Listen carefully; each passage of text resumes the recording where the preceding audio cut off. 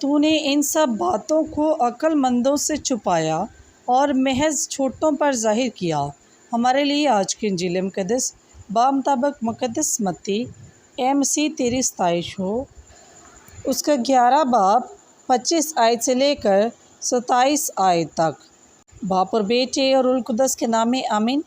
اس وقت یسوع کہنے لگا کہ اے باپ، آسمان اور زمین کے خداوند، میں تیرا شکر کرتا ہوں کہ تو نے ان باتوں کو داناؤں اور عقل مندوں سے چھپایا اور چھوٹوں پر ظاہر کیا۔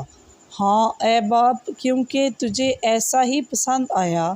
میرے باپ سے بہت کچھ مجھے سونپا گیا، اور کوئی بیٹے کو نہیں جانتا سوائے باپ کے، کوئی باپ کو نہیں جانتا سوائے بیٹے کے، اور اس کے جس پر بیٹا ظاہر کرنا چاہے۔ پس پاک کلام کے پڑھے اور سنے جانے پر خداوند کی خاص برکت ہو۔ خداوند کا شکر ہو۔